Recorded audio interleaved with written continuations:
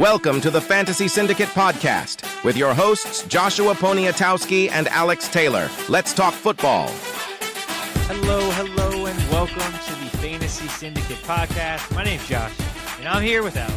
As always, oh, yeah. What's going on, dude? I'm here, too. I'm around. Today we're going to be talking about Week 4 takeaways, waiver wire ads, buy low, sell high, all the things you need to know before Week 5. Before we do that, though, I want to play a little game with Alex. We got a little wiggle room in today's episode. Before we play the game, though, I got to remind myself to talk about the JSN jersey giveaway. Comment, like, subscribe. We're doing a JSN jersey giveaway at the end of the year, so be a part of that. Get in there. Also, me and Alex are going to try to do a live stream this Sunday around 11 a.m. to about noon. There is actually a 9:30 a.m. game this week, I believe, so we're going to miss that game, but we'll be streaming from about 11 a.m. to noon before the 1 p.m. games, answering start-sit questions. Luckily, I did have all my alarms were set, but I definitely slept through my alarm, forgetting that there was the Ireland game last week. Oh, hopefully you didn't have Jalen Warren, because he would have got you a goose egg. Yeah, that was rough. I had a dream, because I had Jalen Warren and I was waiting for the update. I had a dream that I woke up and it wouldn't let me move Jalen Warren out of my spot for whatever reason. And so I tricked myself into thinking, I got to text the commission, get this situated. And I was like, I've dealt with it and I'm fine. And then my alarm went off and I was like, oh shit, I need to wake up for this. My dream almost tricked me into not fixing my lineup. Don't forget, there's a 9:30 game this week. Set your alarms. Don't be like Alex and me. We're going to do a little game where I give Alex some player options on who he would take over who from fantasy as a rest of season standpoint. And we're going to do the running back position. Yes, rest of season, running back position, and the wide receiver position. We're going to start with the running back position. All I want you to do is I'm going to say the two players' names. I want to give me who you think should be higher, and then we're going to move kind of through the list. And I got a list of people on my side based on who you decide on who I'm going to pick. All right. First up, Trey Benson or Woody Marks? Trey Benson. Trey Benson or Ashton Genty? Genty, for sure. Okay. Ashton Genty or Derrick Henry, the king? The king. Lamar will be back. The king. Picking Derrick. Oh, my gosh. Okay. Once Lamar's back, he'll be fine. Derrick Henry over Kyron Williams? Derrick Henry. Gosh. Derrick Henry or Breece Hall? Derrick Henry. Derrick Henry. It's going to get cold soon. He's going to finish strong. He does it every year. That's true.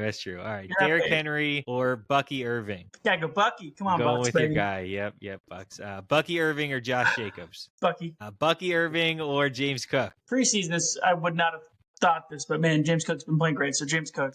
Been on fire. Going insane this year. Okay. James Cook or Jonathan Taylor? JT. Okay. Jonathan Taylor or Bijan Robinson? Bijan. Okay. Bijan Robinson or Christian McCaffrey? Bijan. I mean, CMC's been insane. But they're both so good. They're both so good. I just have more faith that Bijan will make it to the end of the year. CMC's incredible. It's like you're playing with fire a little bit though. So for the rest of the season, I think I would probably prefer Bijan. Bonkers. All right. Bijan's the winner. That's where we're going to end it at.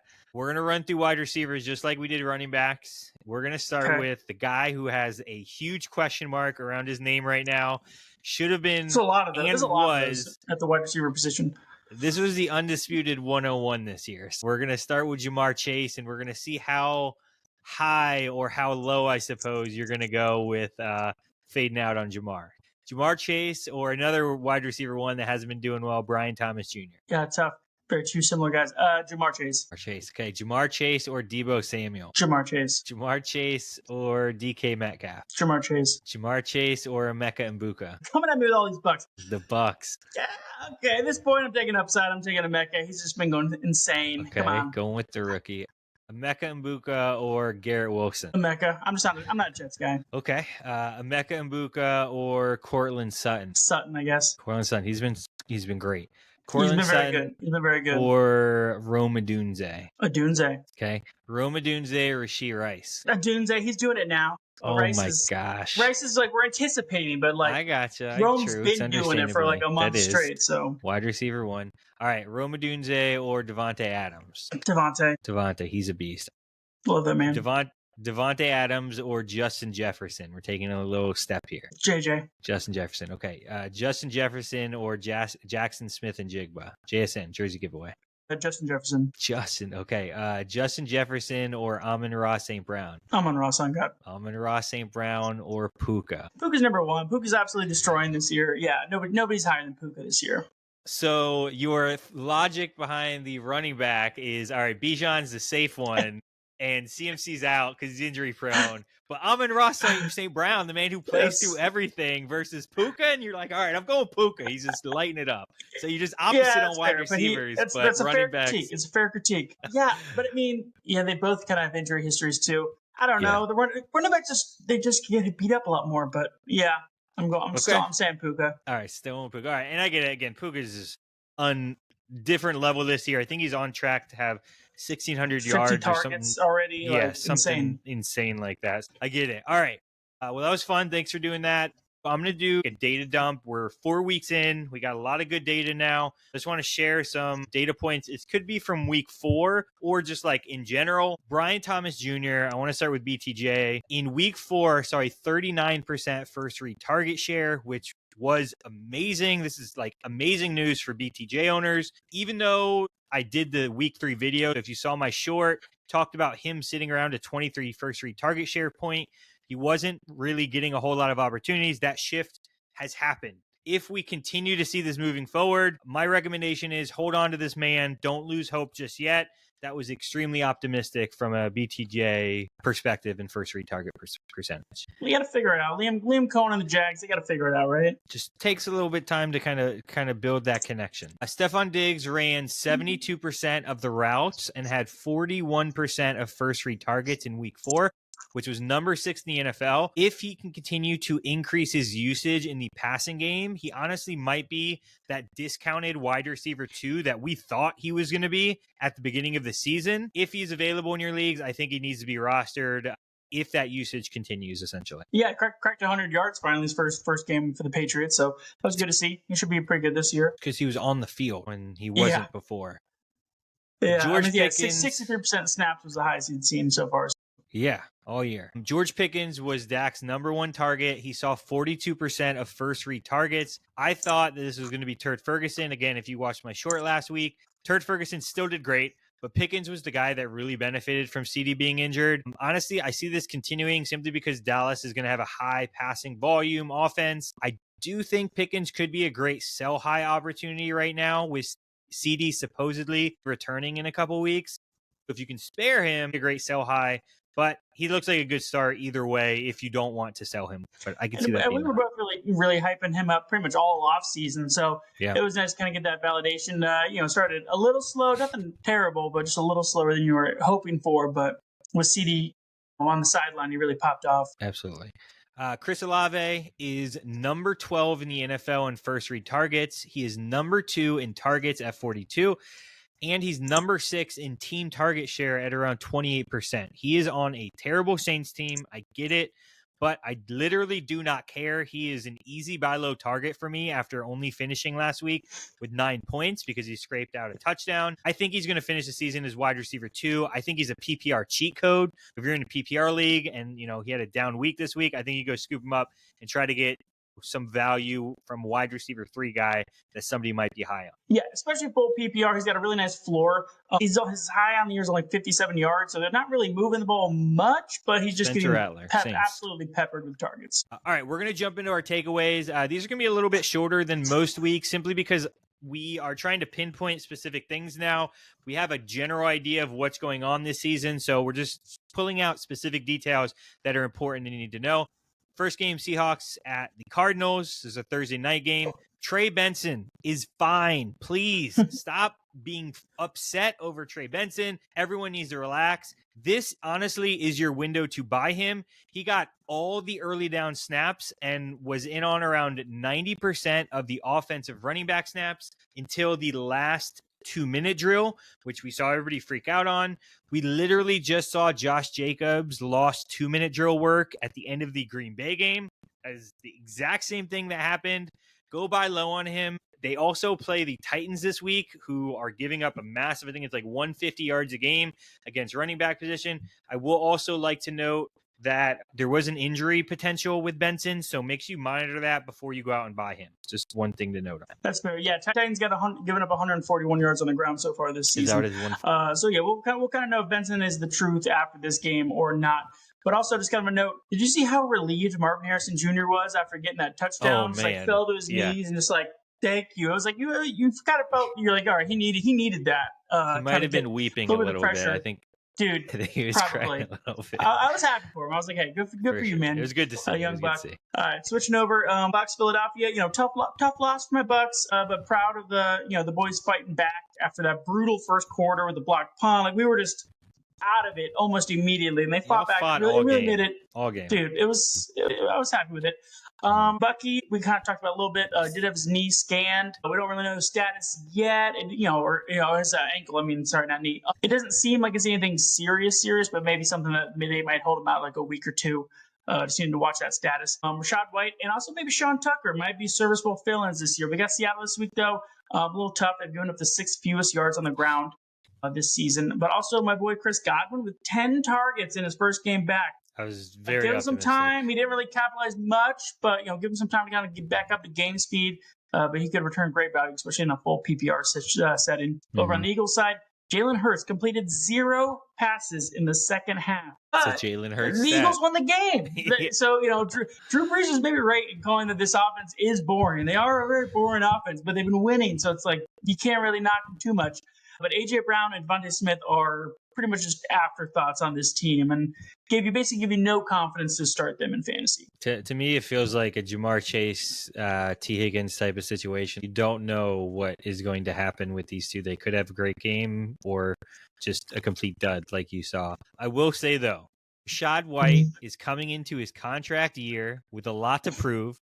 He finished in 2023 as running back 7 in fantasy until Bucky took over in 2024. Alex is underplaying this because I own Rachaad in our league. He owns Bucky. I snagged the handcuff before the game. Don't underplay this because I know you want him. But White, what is that move? Why are you swiping in my handcuff right before the game? What is that? It was so funny because I was like, all right, I'm going to pick up a couple handcuffs. I got a couple roster spots, and both of your handcuffs were available. I picked up both of them. And Alex is running a very stealthy running back team right now. It's CMC slim. And Bucky, but the studs, he's been doing great. He's crushing everybody right now. I was like, let me just go in and pick up these handcuffs. I feel like that'd be kind of funny to do. Rachaad White's out there. Don't sleep on Sean Tucker, man. He's legit. I get it, but for a 1 week sample size, if you got to fire somebody up, if you need a running back, if you're stuck with Chase Brown, I feel like White of the two would be the guy to kind of roll with to pick up. For sure. Moving over to Minnesota Vikings versus the Pittsburgh Steelers. This game was in Ireland. It was a 9:30 game. Metcalf had a massive game. I told you all last week that he was a sell candidate for me. 60% of the yardage and his fantasy points, it actually might have been up to 70 because of the touchdown, came from one reception. He is still not playing well as a wide receiver from separation with defenders, but now Calvin Austin is injured. He might be the only option from a passing game standpoint. I still think if you can get another wide receiver 2, maybe a higher level wide receiver 2, I would go out and trade for that wide receiver 2. Kenneth Gainwell is an auto sub for Jalen Warren. If Warren is out, he took over immediately. Yeah, he should be rostered with Warren's kind of questionable situation. If he can't go again, I would honestly feel comfortable plugging Gainwell into my lineup as a running back if I was a Warren owner. Addison also picked up right where he left off after the suspension. TJ Hawkinson was in on about 90% of the offensive snap. Even though it was a quiet game for TJ, he was on the field. Moving forward, it's going to be the JJ, the Addison, and the TJ Hawkinson show. I think JJ obviously is going to be the one to dominate targets. Addison and Hawk will probably have maybe flip back and forth games. It'll be interesting to see how they kind of utilize these players moving forward. Yeah, I mean, Carson Wentz, did have some kind of bonehead plays there, but he did also throw for 350 yards, which is more than J.J. McCarthy did in both of his first 2 games combined. So I think overall Vikings pass catchers have to be happy about the rest of the season status. Is he Jameis Winston light? I mean, he's just out there slinging it, trying to get something done. Moving over to the Commanders versus the Falcons. Terry McLaurin was a scratch in this game, and he honestly, not many people were talking about this, but he went to see a hernia specialist. People seem, I feel like, to be underplaying the severity of this potential injury. A lot of the fantasy doctors that we talk to and connect with are saying that this could be extremely serious. It could result to issues the entire season if he doesn't have surgery, dip in his performance. I believe if you have Scary Terry and you can get some type of wide receiver 2 value, wide receiver 3, a guy you like, I'd be willing to kind of sell on him now and not wait out this situation. Debo really seems to be the only one trustworthy moving forward on this offense. Ertz ended up seeing a limited role, which really makes sense. He's 35, 36 years old. They're trying to keep him fresh as much as possible. He still will see some value weeks at tight end, but his usage has been dipping. And we saw a 3-headed monster in the backfield this week. So yeah, Bill just does not really seem to be getting nearly enough use. I mean, to really make him warrant even a flex play. I mean, 9 opportunities, but only seeing the field for 35% of snaps. Nothing that's going to instill confidence in you. But over on the kind of the Falcons side, the Falcons side, it was kind of after their abysmal performance against the Panthers. It was nice to see Penix and the Falcons kind of bounce back. London getting double-digit targets again, which is kind of what you want to see out of him. Penix woke up and was like, hey, I have a wide receiver 1. Maybe I should throw it to him 80% of the time of my offensive snaps and let him make plays. Yeah, he figured it out. It's pretty easy when you just throw it to him. Switching over to the Raiders versus Bears. I mean, Bears pulled out a miracle last-second win, which is kind of the opposite of what they usually do. Usually they're the ones losing these type of games. So I was happy to see them pull that out. But the DJ Moore disappearance act continues. I mean, 4 catches for 38 scoreless yards. Last year's wide receiver 16 is currently only ranked as wide receiver 40 on the season and is only maybe a flex play. I don't know, but he does not instill any sort of confidence.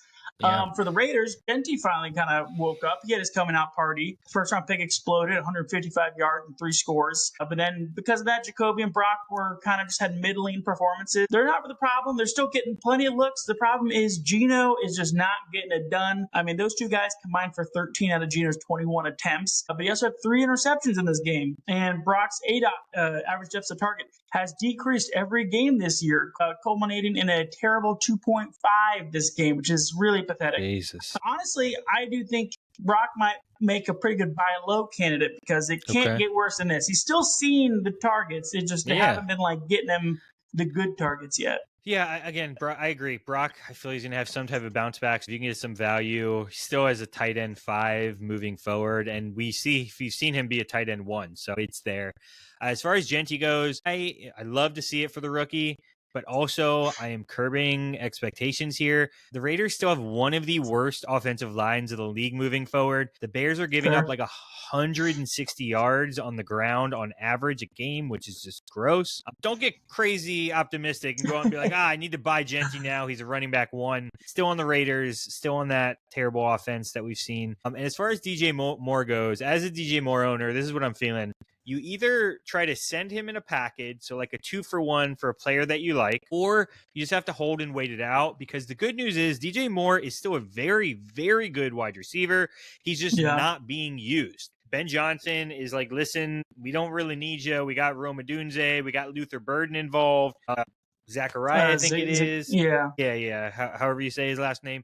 And he's just not being utilized very much. If you are a DJ Moore owner and you believe in DJ Moore, hold on to him because there's a lot of wide receivers going down around the league who might be an opportunity for him to be traded before the deadline. And if he gets traded to a team who needs a wide receiver, he becomes a wide receiver 1. His usage shoots up. We know he's a very good wide receiver. There's upside with him long term. Also, don't forget about Luther Burden. Please make sure he's rostered. I truly believe in him. Don't forget about my guy. Moving over to the Saints and Buffalo Bills. Kendre Miller is more involved, and he played better, honestly, than Kamara.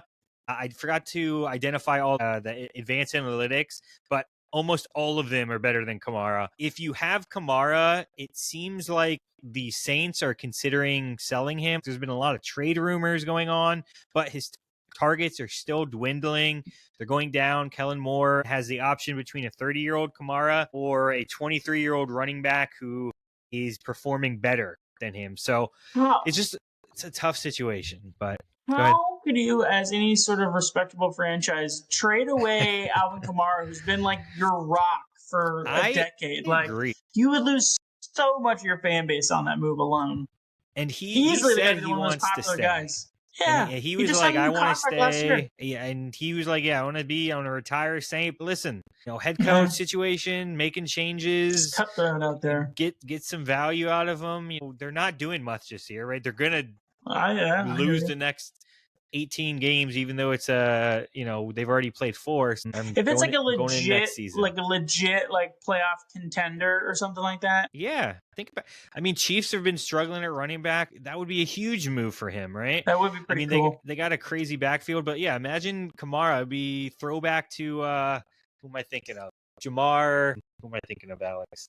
Jamal Charles. It was Jamal Charles. Yeah, he's a PPR machine. He was nasty. Oh, yeah, it's insane. But I was like, I wasn't sure what time period we were talking about. That was like, that was a long, 2008, 2016. So maybe one revitalization of a season.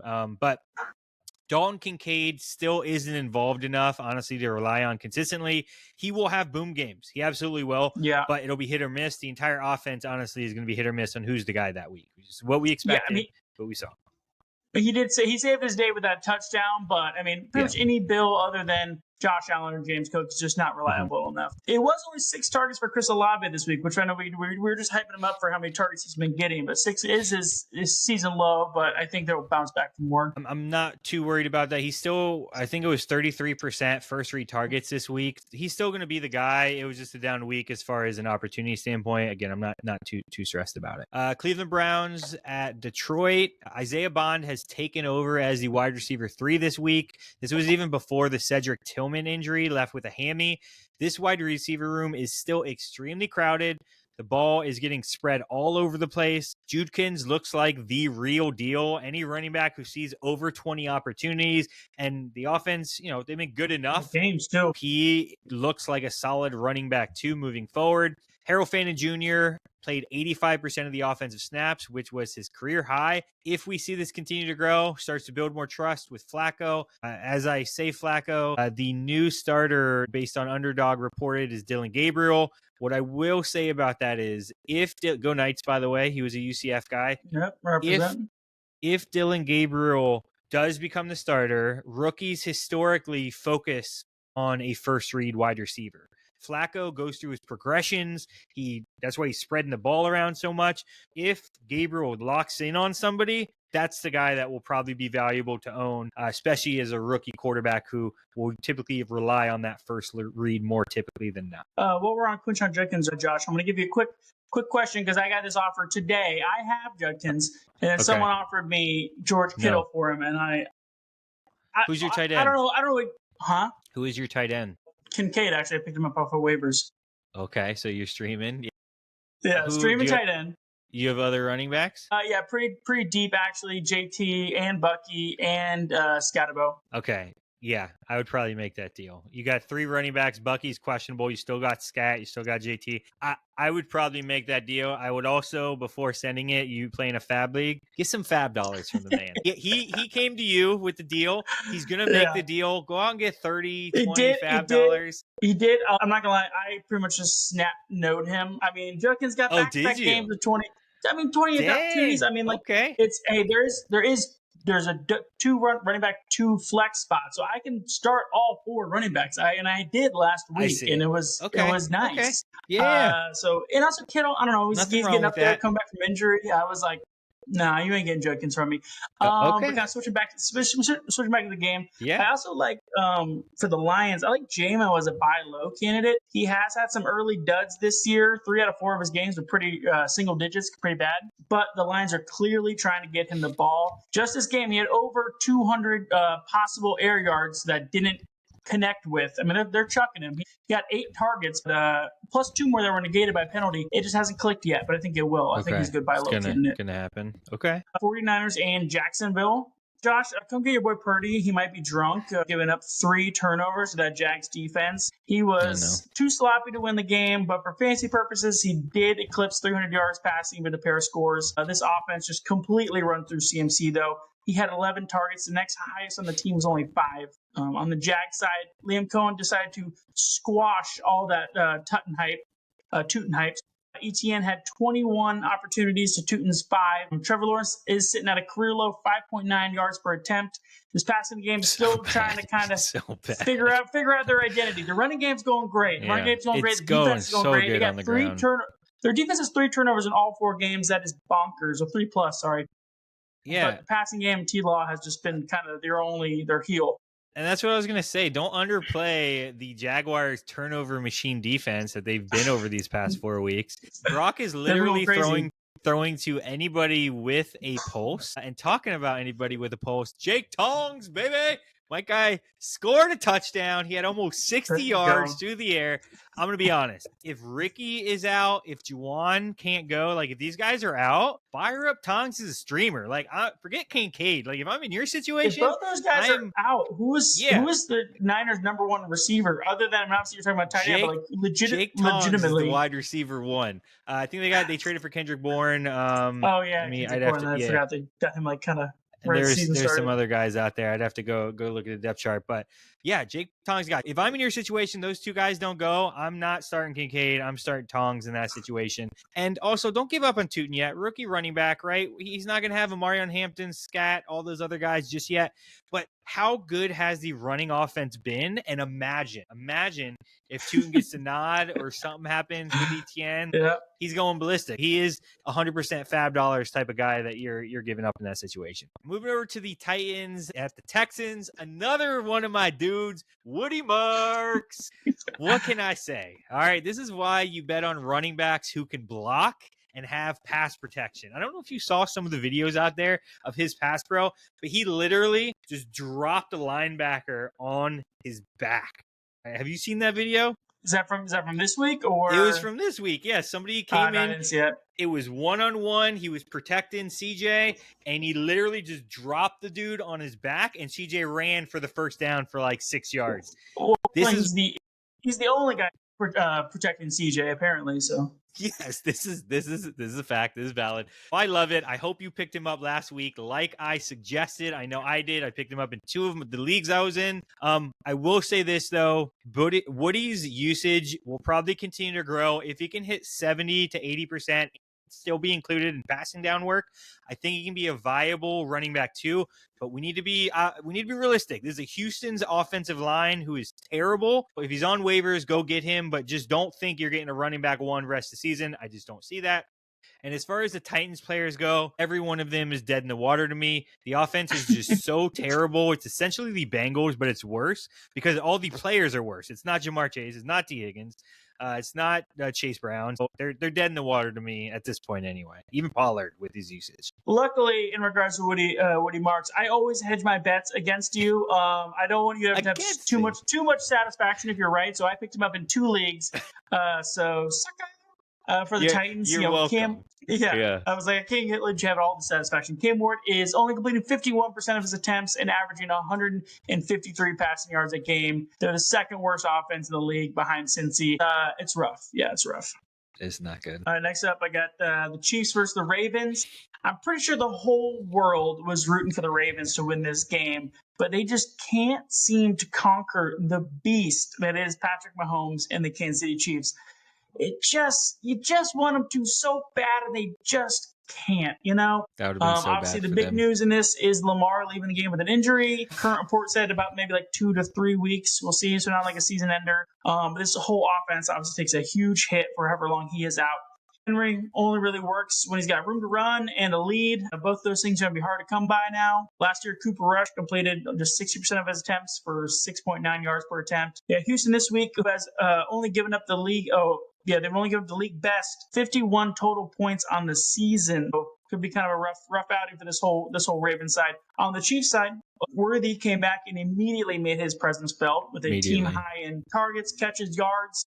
I mean, once Rashee Rice is back, I mean, it's basically those 2 are the only playmakers worth starting on the Chiefs.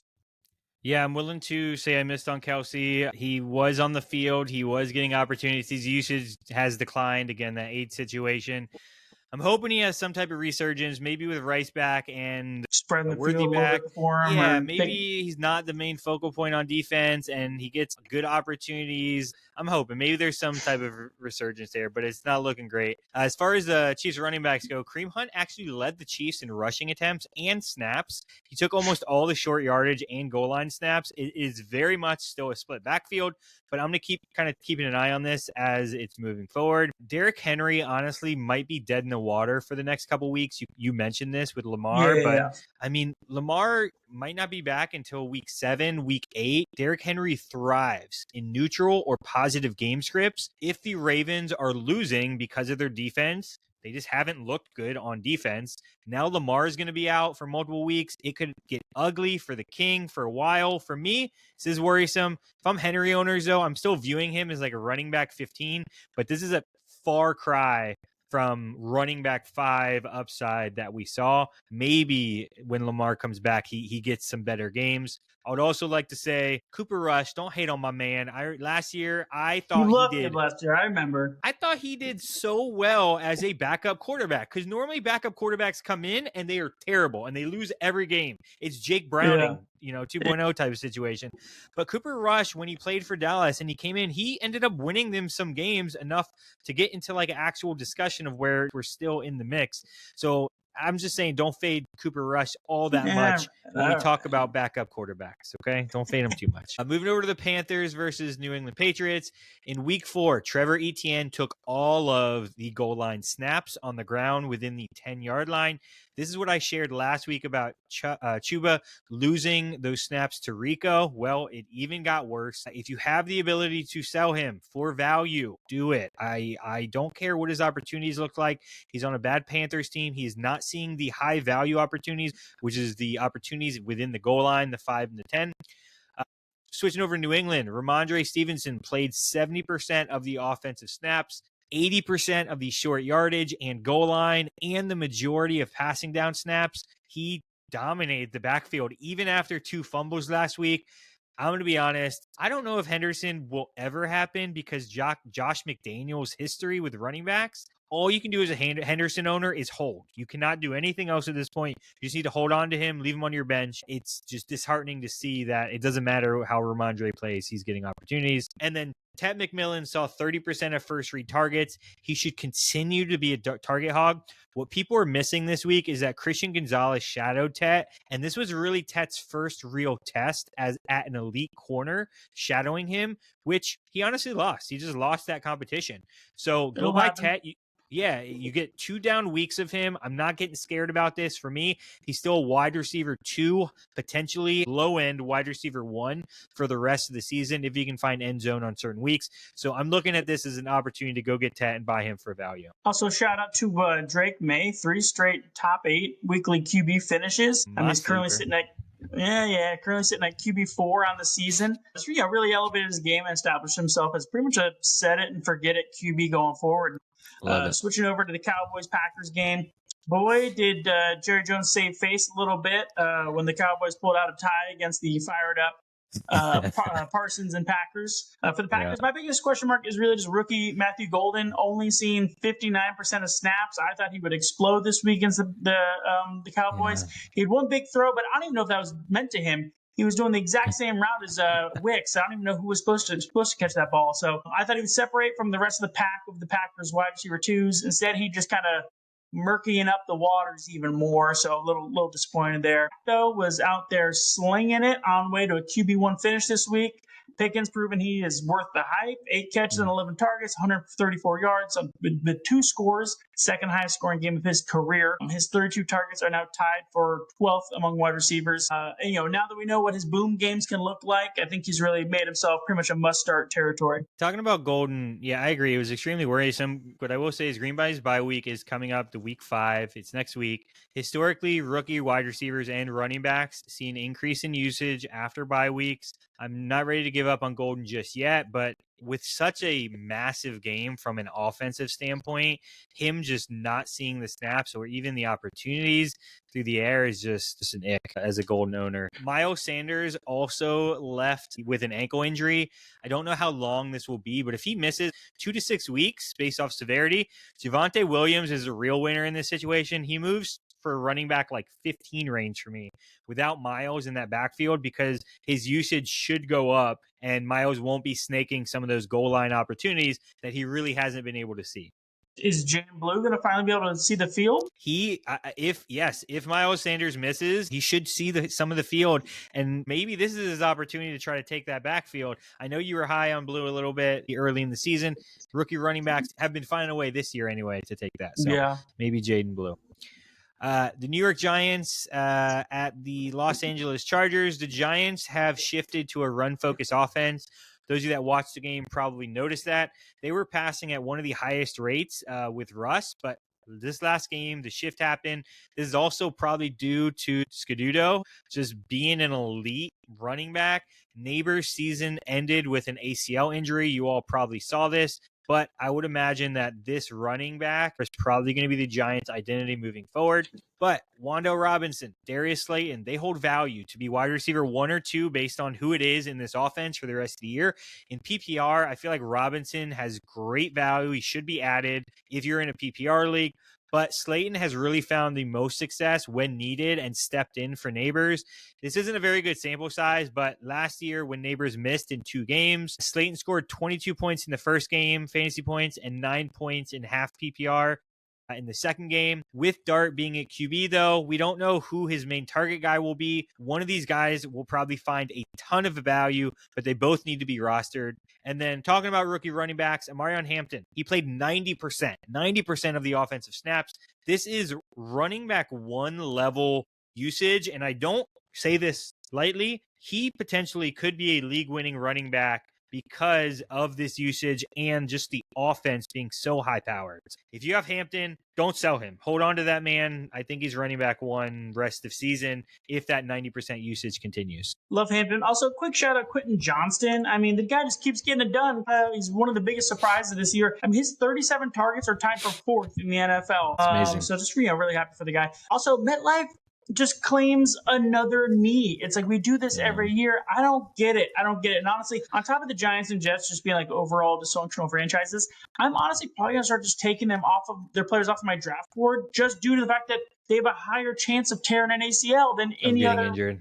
normal players. So I don't know. It's just frustrating, and it's got to just be terrible to be a Giants or Jets fan. You would think they would invest in some grass, right? How expensive. You're paying your players millions and millions of dollars, and it's like, nah, we're not going to put grass in the stadium, even if we have to rotate it out. Nope, we're not doing it. Yeah, it doesn't make sense. I don't know. Switching over to the Dolphins-Jets game, man, somebody just had to win this game, I guess. It was pretty terrible. The big news in this game is obviously that Tyreek's knee just exploded, basically, is what we all saw. Dunzo. If you didn't watch it, maybe don't. just let it lie. Probably won't see Cheetah play in the NFL again. I don't know. Maybe he comes back next year. Who knows? You got to imagine he would have lost a step, and having an extra step is basically his MO. The Dolphins' offensive outlook got even worse, but somebody does have to step up. I think the biggest beneficiary of these targets, I guess, would probably be Achane. I mean, not that he was hurting before, but I just think he reaches just CMC level of just an absolute hog of targets and opportunities moving forward. Justin Fields proved that he is one of the better running backs in the league. 81 yards rushing, including a nice 43-yard touchdown run. Breece Hall does seem to be taking control of this backfield, getting 20 opportunities to Braylon Allen's 4. Plus, I know we kind of talked about him possibly being hurt or something too. So yeah. I think the biggest news, Aaron Waller, massive for fantasy performance. The man only ran 10 routes, which is just crazy. But the way that he was used by Mike McDaniels, 40% of his snaps came from a wide receiver standpoint, 40 out wide, 40% came from the slot, and only 20% came from inline as like that tight end situation. His usage, he's still 35. I'm not getting crazy on the man, but with Tyreek gone, there's more opportunities to be spread around. Like you said, Achane is probably going to be the one to benefit from that. If you need tight end, maybe Waller, maybe. But I am not overhyping this, and I'm not spending a whole lot of fab, to be honest, on him.